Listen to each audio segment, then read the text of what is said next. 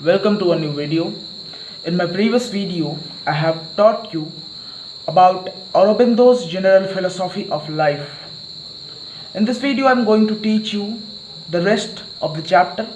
First, we will learn Aurobindo's philosophy of education. What was his philosophy of education?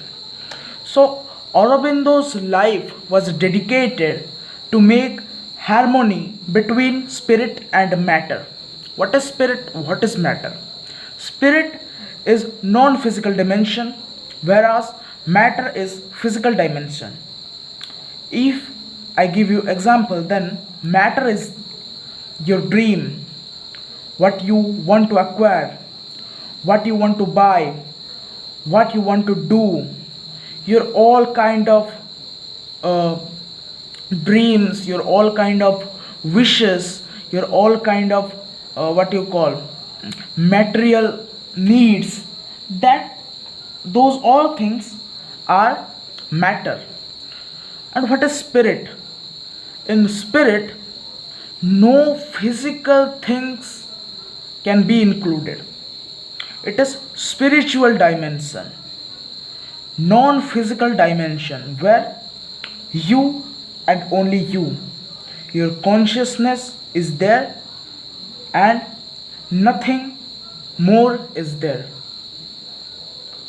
You will be a part of the whole cosmos in spiritual level, but in material level there are so many things surrounding you, your family, your what you call your money, your livelihood, your study, your dream, and so on. All these things are in material world, and in spiritual world nothing like this is there. So Aurobindo tried to make harmonious relation between spirit and matter in his life. It was this ideal which he tried to translate into the system of education which was initiated at the Pondicherry Ashram School and has now culminated in Aurobindo, a city of universal culture. So, in Pondicherry Ashram School, he tried to get his aim. What was his aim? Aim to make a harmonious relation between spiritual world and material world. And that Pondicherry Ashram School where Aurobindo tried to achieve his aim is now called Aurobindo, a city of universal culture. Take a screenshot, this is very important. So Aurobindo is in Pondicherry. The salient features of Aurobindo's educational philosophy. What were the most important and rememberable and significant features of Aurobindo's educational philosophy? First is the study of human mind, the true basis of education. So in his philosophy he said that the study of human mind is the true basis of education. How?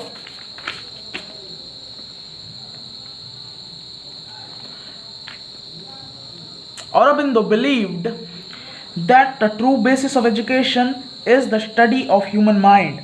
No system of education should be no system of education should be founded merely on the theory of academic perfection. Such a system ignores the instrument of study, the mind, and thus it hampers the intellectual growth.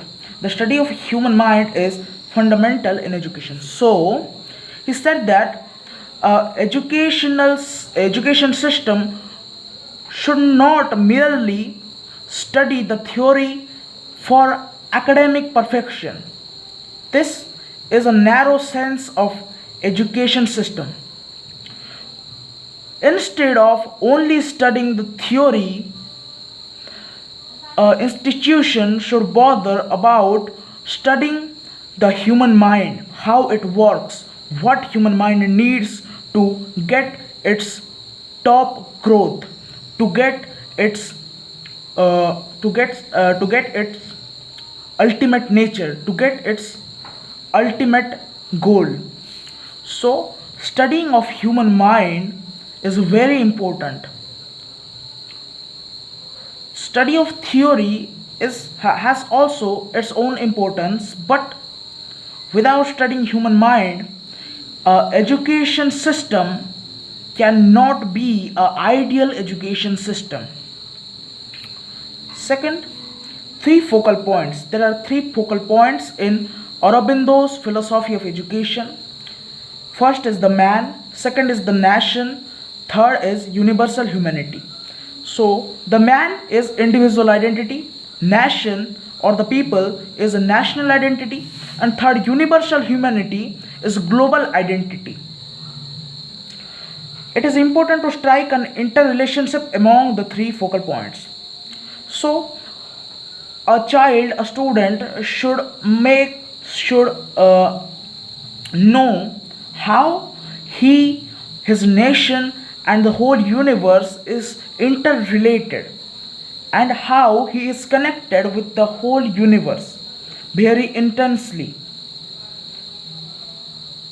After knowing that, after realizing that, a child becomes a ideal child, and that ideal child is very much capable of being an ideal student and ideal citizen for the nation, for the world. So three focal points are very important. Take a screenshot of three focal points: the man, the nation, and universal humanity. Then point number 3, development of spirit. In India, in Bharat, the national system of education must have spiritual basis. True education will be that which will be an instrument for this real working of spirit in the mind and body of individual and the nation. So Aurobindo, in his philosophy, he said that in Bharat, the national system of education should have spiritual nature, should have spiritual basis in each and every step. Because with spiritual education, with spiritual features, you can make a human spirit, a human being, to work in his mind and body the best. With spiritual education, a spirit or a soul can work out the mind, the human body at its top level. Fourth point, bringing out the real man. According to Aurobindo, the first business of education is to bring out the real man. It can be done by promoting power of observation, memory, reasoning. Through this, the man within must be touched and brought out. So Aurobindo said that a teaching institution, an educational institution should not be like this, that this is the course, this is the syllabus, and you should read this and you should write the exam, and that's all. No, he said that you should promote observation, memorizing, reasoning capacity of a child to bring out the real man within the child. Without promoting observation, memory, reasoning, and natural processes, you cannot bring out the real man. You can bring out only a donkey from a child. A donkey with a heavy bag of books. So fourth point is over. Fifth point is education according to the child's own nature. Education must be according to child's own nature. The child must be induced to expand in accordance with his own nature. This feature is now extinct in today's education system. Child's own nature is suppressed and tortured by teachers, by parents, by tutors, by society, by system. Everyone is exploiting the nature of a child, his own, what you call, expertise, his own natural his natural capacities, his own interests. These things are being ignored in today's education system. Aurobindo said that these things should be promoted. These things should be there. The child should get his education according to his own nature. Sixth point is perfect liberty for a child. Shri Aurobindo advocated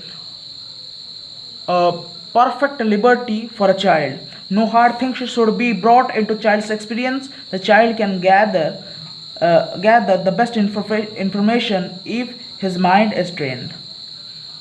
So Aurobindo said that a child should have liberty. No hard things or hard experiences should be given to a child by parents, by teachers, by tutors, or by society.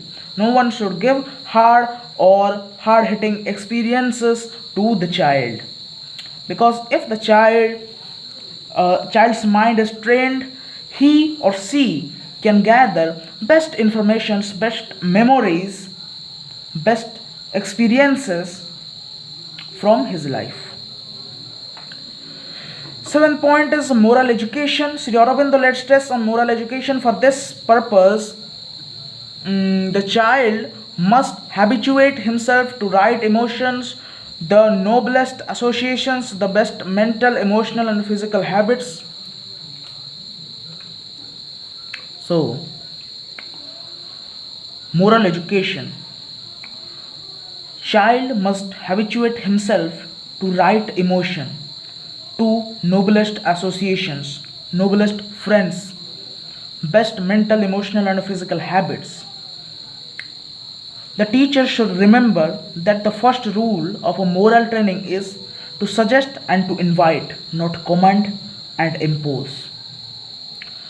The child, Aurobindo, in moral education, he said that child should habituate himself with right emotion, right friends or noblest associations, best mental, emotional, and physical habits.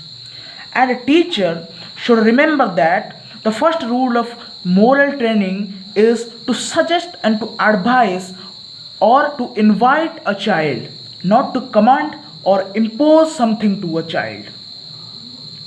Best method of suggestion is by personal experience, daily conversation, and extensive reading of good books. In today's system of education, you can see that these things are not seen. Teachers are saying that this is homework, you should do it tomorrow. If you will not do it, you will be punished, and so on. The child's experiences. The child is being tortured brutally in schools, in boarding schools. So, this method of education introduced by Aurobindo is a significant, is very, very implicable in today's world. If you will see this philosophy by the viewpoint of a child, you can realize that what this philosophy says. Child, a child have a little thing to do because the child is growing. But the teachers who are grown up men, grown up women, they should have some responsibility. They should not give command, they should not impose something to a child, they should not punish, beat the child, because these things will create a negative experience, negative impression in the mind of a child, and that child can never be what he or she is. Eighth is religious education. To live for God, for humanity, for country, for others, for oneness, or for oneself in this must be made an ideal in every school. So a child should be taught that you are not only the person on earth, you should live for creator, you should live for humanity, you should live for your country and your society, your family, not for yourself only. So this is the educational philosophy of Aurobindo. Next is principles of education and teaching. Nothing can be taught. First point is nothing can be taught. In the process of teaching and learning, the teacher's role is only to help and guide the child in the pursuit of his knowledge. The teacher is not to impose, he is only to suggest. The knowledge is within the child, it is revealed through Swadharma and Swabhava. So, Aurobindo said that nothing can be taught to a child. The role of teacher is to introduce, to direct, to guide a child, not to impose, not to say that you should do it. I am giving you command, you should do it, you will do it. That is like imposing something. That should not be done. The knowledge is within the child, and his own knowledge will come out by his swadharma, his swabhava, his nature. Nothing should be imposed, nothing should be commanded to a child. Second is consult the child in his growth. According to Aurobindo, the child should be consulted in his own growth. Every child has the potential seed inside. It is this seed which must sprout. This implies that it is an error on the part of parents to pre-decide and then impose upon a child what he must become. The chief aim of education should be to help the growing soul to draw out that which is hidden and make it perfect for the best use. So, Aurobindo said that a child should be consulted in his growth period. Every child has potential, inner potential, and that inner potential can be suppressed by the parents if the parents will pre-decide what a child should learn, what a child should be, what a child should behave like, what a child is. These all things are pre-decided today, in today's world, in today's education system. But Aurobindo said that nothing should be pre-decided for a child. The child has its own nature, its own potential inside. You should only give a suitable environment to a child. If you will give a suitable environment to a child, like a seed, if you put the seed in fertile soil, good soil, and you will give a suitable environment, you will sprinkle water, then the seed will be sprouted, germinated. So, like this, nothing should be pre-decided for a child. A child should be given free hand and a good environment, good nutrition to be how he is. The chief aim of education should be to help the growing soul to draw out that which is hidden and make it perfect for the best use. This is the best educational philosophy I have ever read. So I think you are also, you have not read read anything like this before. Then third point is lead the child from the near to far. To force the nature to abandon its own dharma is to do its permanent harm, mutilate its growth and deface its perfection. According to Aurobindo, the past is our foundation, the present is material, and the future is our aim and summit. Each must given its due and natural place in a national system of education. So he said that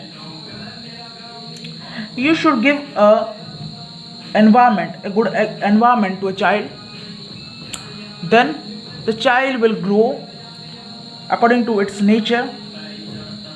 You should not force the own dharma of a child, own nature of a child, that will make a permanent harm in the growth of a child. So then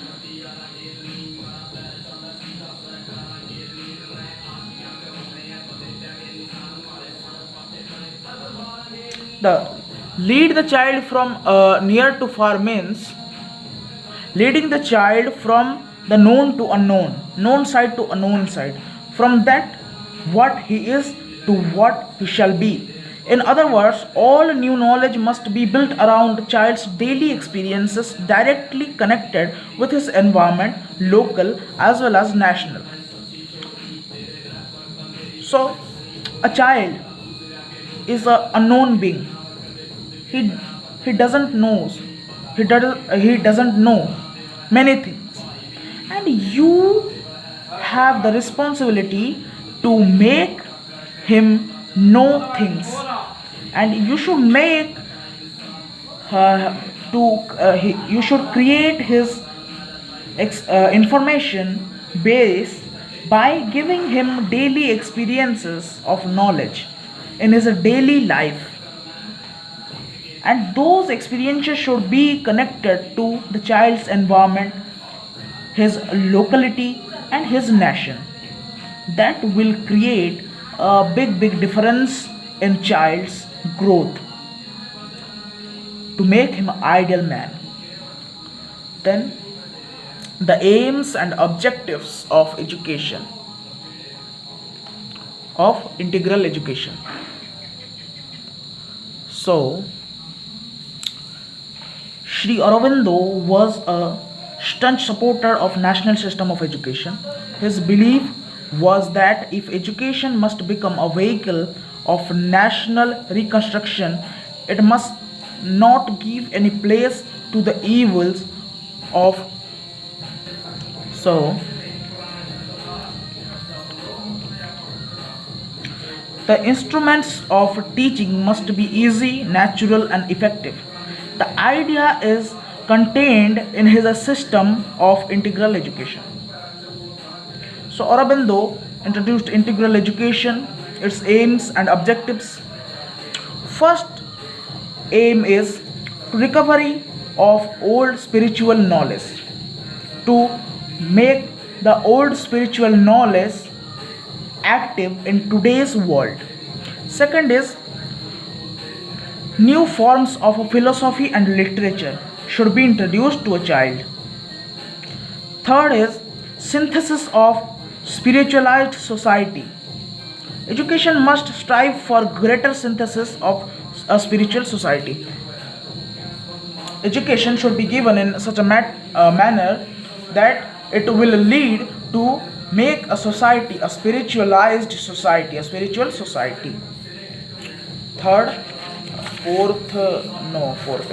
These are the three aims of integral education introduced by Aurobindo: recovery of the old spiritual knowledge, new forms of a philosophy and literature, synthesis of spiritualized society. Then the curriculum of education. First is elements of physical education. A child should be given physical training, game, gymnastics, balanced diet, preventive medical care, health education, and so on. So physical education is also important. Second is vital education. Vital education means how to conduct your life energies, how to conduct the social factor. That can be done by dance, drama, craft, ballet, and so on. Third, elements of mental education. Mental education is also important. For mental education, you can do mathematics, social science, academic studies, languages, and so on. Fourth is elements of a physical, psychic, and spiritual education. Spiritual and psychic education to lead to a child to aspire for its ultimate nature, the ultimate nature of his life, his soul, his consciousness. Spiritual and psychic values like love, truth, faith in God, competence in performance, strength of mind, heart, and so on. That will lead a child to aspire for its ultimate nature. Then fifth is international education. International education. In international education, there is to know about the relations of the nations, to follow the philosophy of Vasudhaiva Kutumbakam, sympathy for the people, the beings, the creatures of the whole globe, and to to believe, to know that the world is united. The world is no one is different from any other. Everyone is the creation of the Almighty Creator, the Divine, and that is international education. Then the teacher, how a teacher should be. The teacher should become an embodiment of self-control. The teacher should be an embodiment of self-control. He is a man helping his brother, his child leading children, a light kindling of other light, kindling other lights, and awakening other souls at the highest. So a teacher should work like a father, should work like a brother, should work like a well-wisher. And a teacher should show you the direction, should suggest you that you should do this, you should do that, this is best for you, this is not good for you, like this. A teacher should not impose or to command something to do. This is the philosophy of Aurobindo. One must be a saint and a good hero to be a good teacher. One must be a saint and a hero to be a good teacher. One must become a great yogi to be a good teacher. So he compared teacher with yogis, with heroes, with saints. So this is the importance of teachers in education system. And I think in today's world it is very relevant and significant that this philosophy of education should be adopted in our society. If you like the video, then like, share and subscribe the channel if you have not subscribed yet. Thank you for watching the video. If any doubt is arising in your mind, you can comment.